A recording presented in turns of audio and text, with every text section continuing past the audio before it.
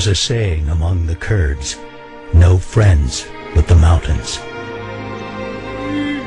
For indeed, the world has scarcely noticed when century after century, conqueror after conqueror has driven these once nomadic tribes deep within their beloved mountains to preserve their culture, their language, and their lives.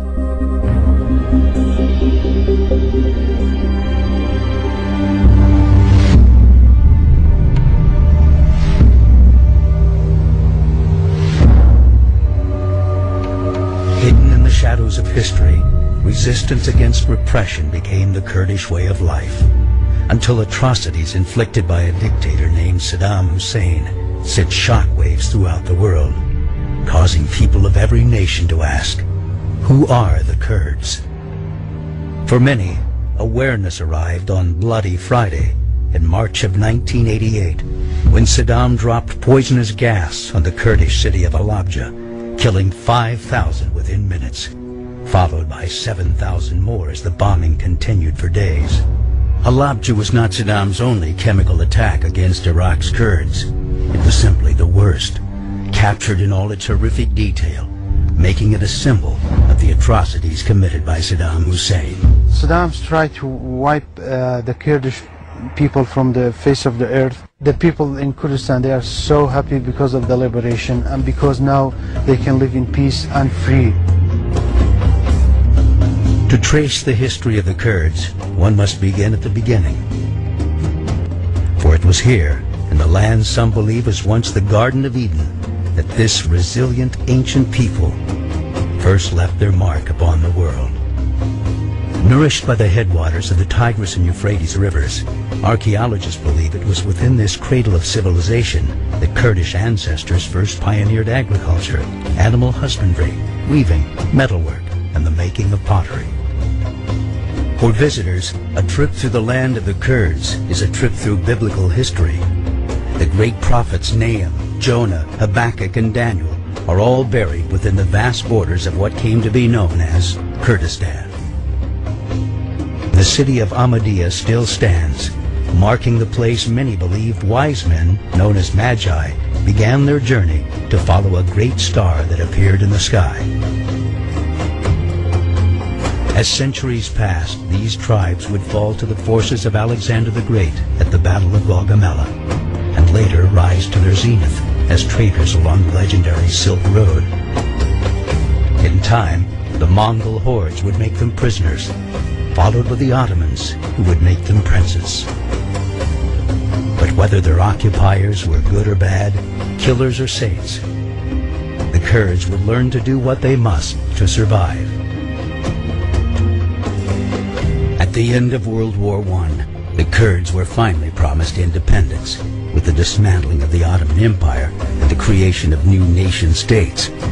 Instead, with the stroke of a pen, Kurdistan was parceled out among Turkey, Syria, Iran, and Iraq.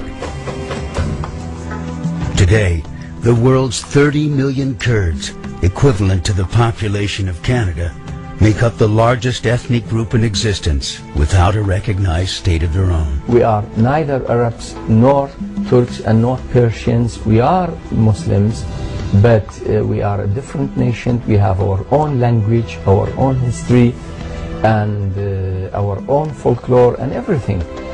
The fact that we Kurds are a completely different ethnic group than the Arabs and the Turks and even the Persians.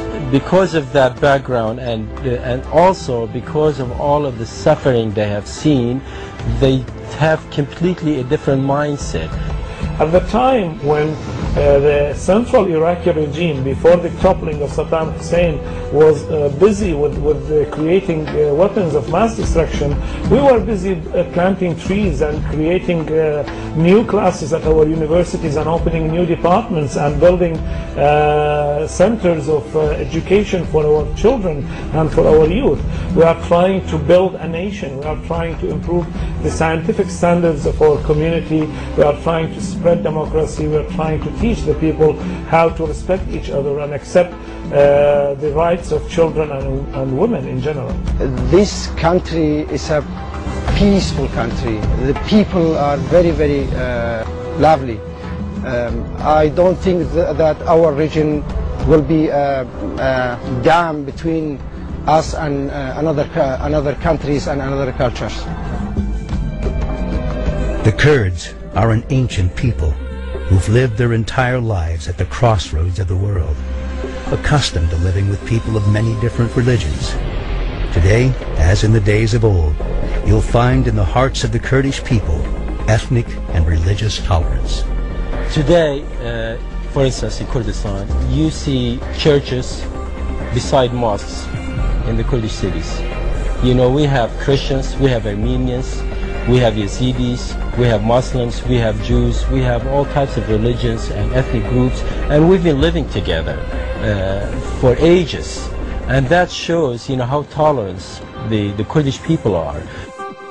In the cities of Kurdistan, you'll see not only Kurds, but Arabs, Turkmen, Assyrians, Armenians, Chaldeans, Shia, Sunni, all living peacefully side by side, because this is who they are.